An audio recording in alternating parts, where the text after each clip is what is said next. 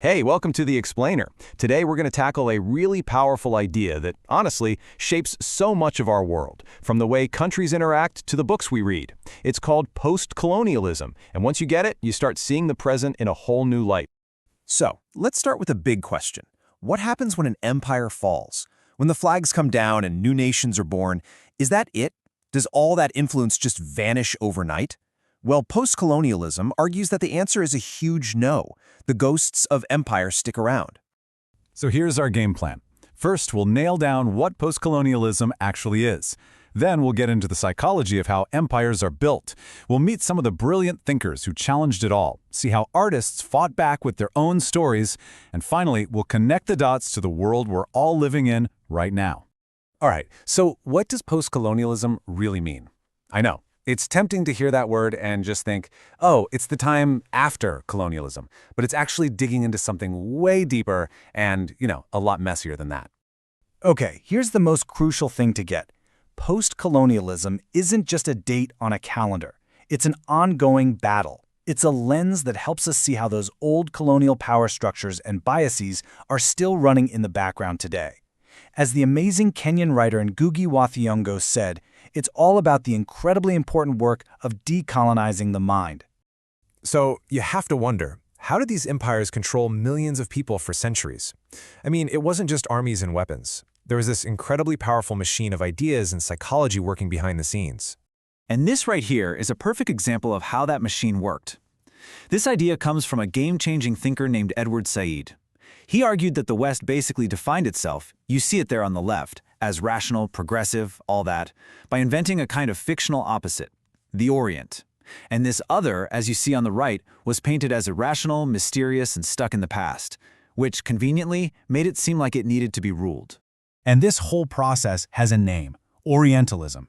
Essentially, by creating this huge body of expert knowledge that defined the East as exotic and needing to be saved, the West gave itself the perfect intellectual excuse for its imperial projects. Knowledge itself became a tool of power. Think about that. But you can't build an intellectual empire without people fighting back with their own ideas, right? A whole new wave of thinkers started emerging, and they created a new language to deconstruct it all, giving a powerful voice to people who'd been silenced for so long.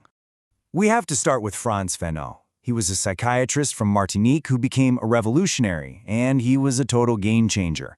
This quote perfectly captures his whole vibe. That real decolonization had to be radical. It couldn't just be a polite handover of power. It had to shake things to their core. Now, because Fanon was a psychiatrist, he zoomed in on the internal damage of colonialism like no one before him. He talked about the psychic wound, that feeling of inferiority that gets drilled into you, and the struggle of wearing black skin, white masks, where you feel forced to act like the colonizer just to get by. For him, liberation wasn't just about getting land back. It was about healing the mind itself. All right, next up is homie Bhabha, who kind of shifted the conversation.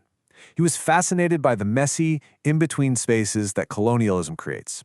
He explored this with ideas like mimicry, which is summed up perfectly by this famous and kind of sneaky little phrase right here. So, Bhabha's big insight was this. When a colonized person imitates the colonizer, it's never a perfect copy. There's always a tiny difference, that almost the same but not quite. And that little gap, that imperfection, actually becomes a subtle way of mocking colonial power. It kind of undermines their authority. And out of all this contact, you get new, hybrid cultures, a third space that isn't one or the other, but something totally new and subversive. And finally, we get to Gayatri Spivak, who comes along and asks what might be the most difficult and most important question in this entire field.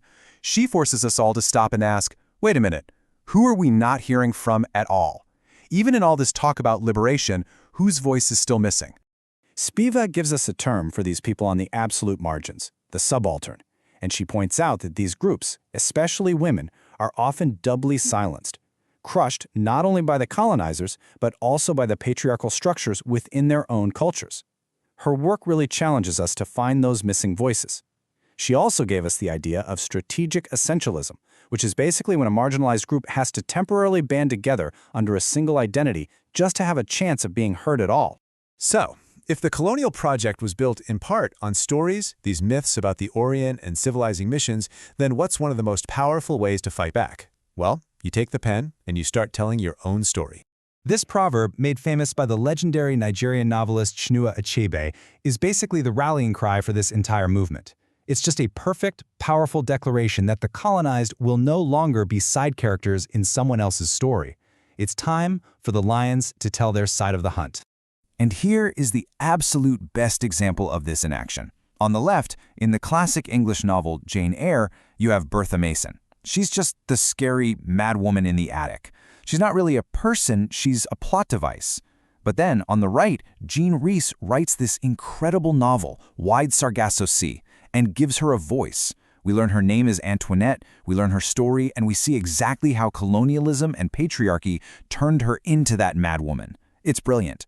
This whole strategy is called writing back, and it's exactly what it sounds like, a kind of literary rebellion.